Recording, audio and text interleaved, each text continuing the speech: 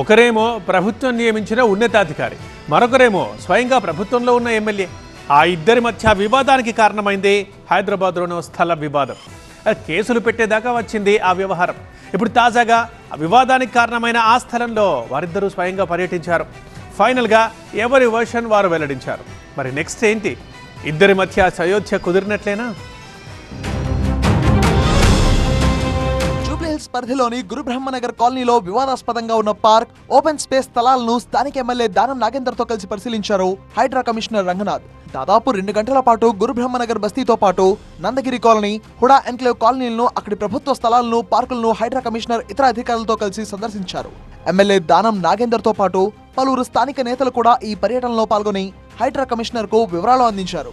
Jubilee Hills, Nandagiri hills ను ఆనుకుని ఉన్న గురుబ్రహ్మనగర్ బస్తీ వాసులకు నందగిరి హిల్స్ సొసైటీకి మధ్య ఉన్న ఖాళీ స్థలం విషయంలో చాలా ఏళ్లుగా వివాదం నడుస్తోంది. దీంతో గతంలో హైడ్రా కమిషనర్ రంగనాథ్ స్థానికంగా పర్యటించారు. ఓఎస్ఎస్ ఫర్టిలిటీలో టెస్ట్, ట్రీట్మెంట్స్, థెరపీస్ అన్ని scientifically design in the good hands of science. Mummy daddy అవ్వాలంటే ఓఎస్ఎస్ కి కాల్ చేయండి. పార్కు స్థలంలో ఫెన్సింగ్ నిర్మించేందుకు అక్రమ కట్టడాలను కూల్చివేశారు. దీంతో స్థానిక బస్తీ వాసులు ఆందోళనకు దిగారు. తమకు దారి లేకుండా ఫెన్సింగ్ ను ఎలా నిర్మిస్తారంటూ దాన్ని కూల్చివేశారు. దీంతో దానంతో పాటు పలువురిపై కేసులు కూడా నమోదయ్యాయి. ఈ క్రమంలో హైడ్రా కమిషనర్ పై తీవ్ర స్థాయిలో వ్యాఖ్యలు చేశారు ఎమ్మెల్యే దానం నాగేందర్. ఇప్పుడు తాజాగా గురుబ్రహ్మనగర్ ను ఆనుకుని ఉన్న స్థలంలో ప్రహరీ నిర్మాణం కోసం నందగిరి హిల్స్ సొసైటీ పనులు ప్రారంభించడంతో మరోసారి ఈ వివాదం రాజుకుంది.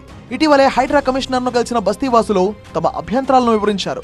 అదే సమయంలో బస్తీని ఆనుకుని ఉన్న పార్కు స్థలాలను కొంతమంది ఆక్రమణదారులు కబ్జా చేస్తున్నారని నందగిరి హిల్స్, హుడా ఎన్క్లేవ్ వాసులు కమిషనర్ కు ఫిర్యాదు చేశారు.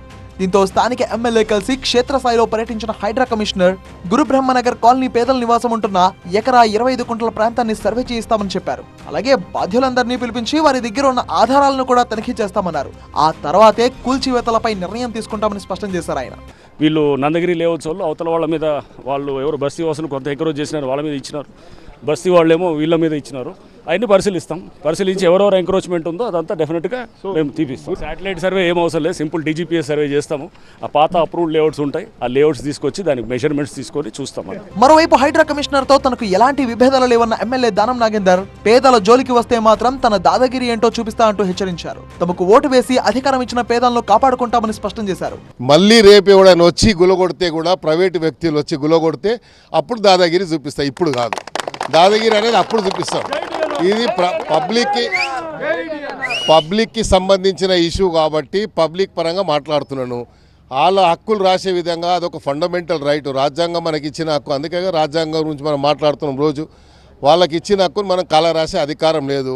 పేదల స్థలాల జోలికి వెళ్లబోమంటున్న హైడ్రా కమిషనర్ ఆక్రమణలు మాత్రం ఉపేక్షించేది లేదని స్పష్టం చేస్తున్నారు. అటు ఎమ్మెల్యే దానం మాత్రం తనకు ఓటు వేసిన ప్రజల నివాసాలను టచ్ చేస్తే దాదాగిరి అంటే ఏంటో చూపిస్తానంటున్నారు. మరి ఈ వ్యవహారం ముందు ముందు ఏ మలుపులు తిరుగుతుందో చూడాలి ఇప్పుడు.